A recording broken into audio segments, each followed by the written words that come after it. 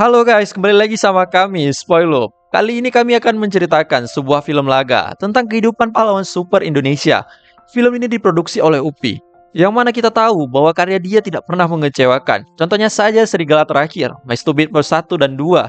Dan ada fakta uniknya, di mana seorang presenter, artis, feminis, dan aktivis kebangsaan Indonesia juga ikut andil, yaitu Najwa Shihab. So, film ini cocok banget buat kalian para ladies. Dan juga tanpa berlama-lama, kita langsung saja masuk ke dalam videonya.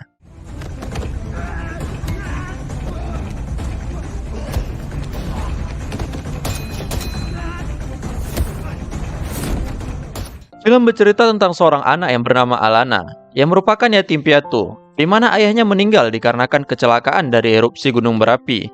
Begitupun ibunya, yang meninggal setelah dia melahirkan Alana. Sewaktu kecil Alana ditinggal di sebuah panti asuhan, dan tiba-tiba ada seseorang yang mau merawatnya atau mengadopsinya. Beberapa tahun kemudian, Alana berhasil menjadi seorang fighter di sebuah klub, yang mana dia dibimbing oleh ibu angkatnya. Alana yang sudah beranjak dewasa tiba-tiba memimpikan sesosok wanita api, yang mana sudah lama dia tak alami. Semenjak kejadian itu, emosi Alana tidak menentu, sehingga membuatnya harus berhenti sebentar dari pertarungan. Karena kehebatan Alana membuat seorang tuan muda yang angkuh bernama Meteo.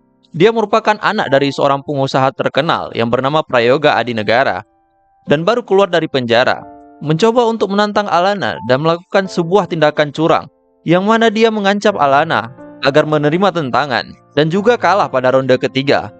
Jika tidak, maka klub dan orang tuanya yang akan menerima akibatnya. Karena hal tersebut, Alana terpaksa harus menerima tantangannya. Dan pertarungan pun terjadi. Ronde pertama Alana berhasil memukul Meteo. Kemudian pada ronde kedua Meteo berhasil membalas kekalahannya. Dan Alana pun terjatuh dan hampir pingsan.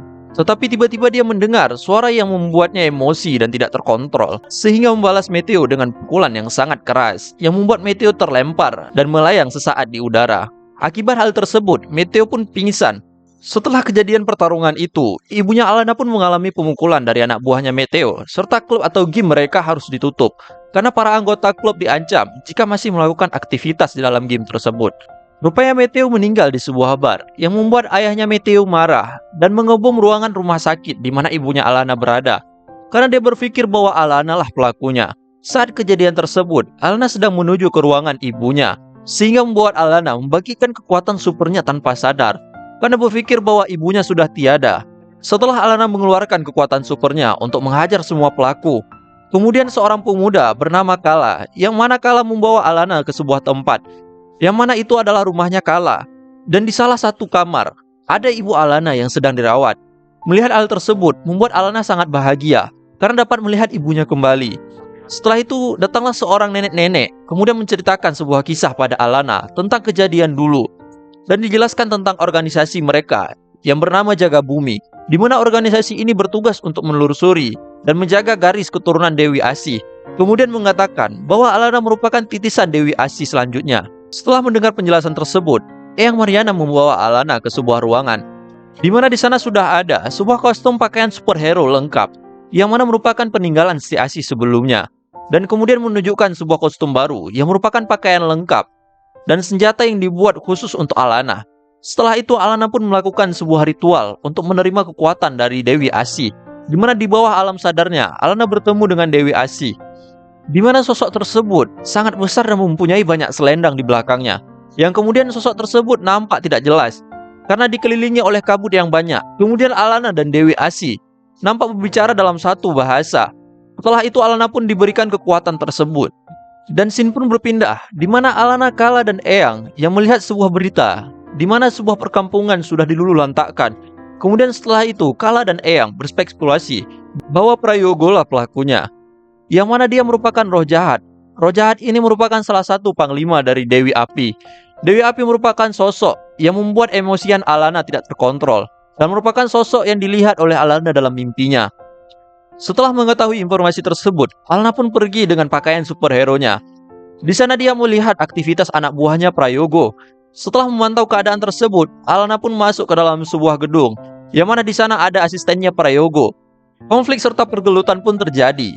Dengan kemenangan bagi Alana, setelah puas menghajar mereka, Alana pun pergi dari sana dan meninggalkan mereka.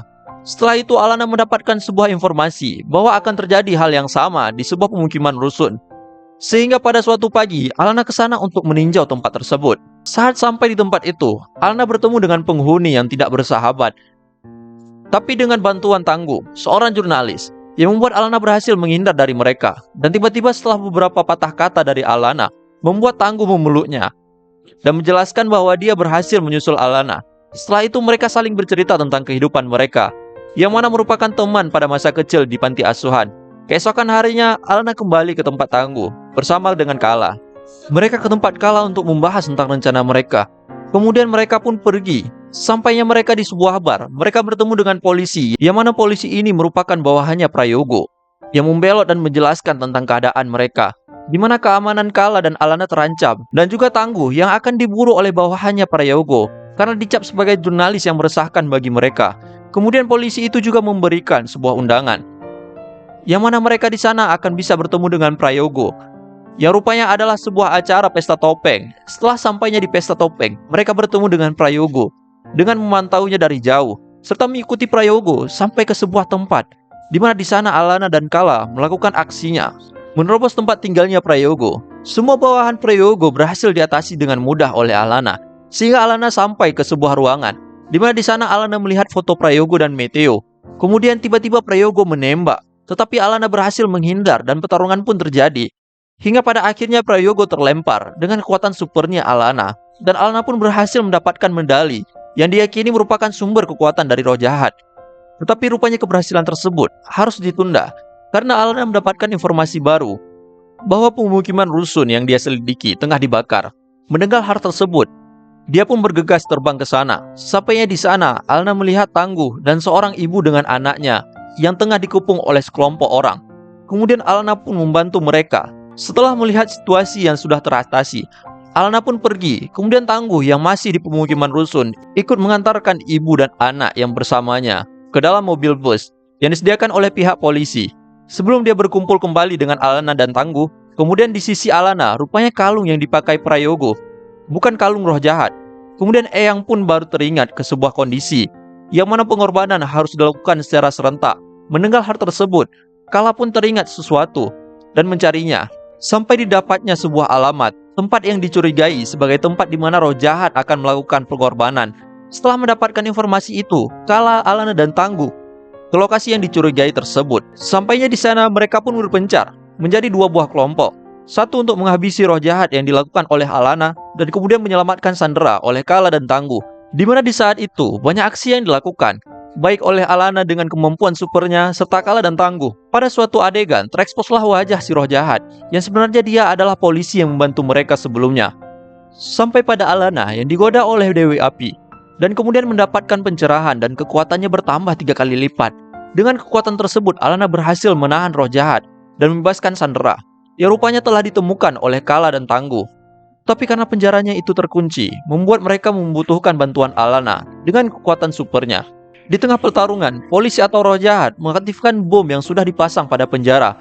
Tetapi dengan bantuan Alana, para Sandra berhasil kabur dan menyelamatkan diri. Karena kegagalan dalam melakukan pengorbanan, roh jahat tersebut berteriak dan menghilang. Kemudian film pun berakhir dengan sadarnya ibu Alana dari koma, dan Alana yang membantu Gundala, seperti spoiler pada video Gundala kemudian. Oke guys, terima kasih sudah menonton video kami, dan jangan lupa like, share, and subscribe biar kami makin semangat buat video selanjutnya. Buat teman-teman yang ingin merequest film, boleh tuliskan di kolom komentar biar kami menceritakannya di next video. Thank you buat teman-teman dan semangat untuk puasanya. Bye bye.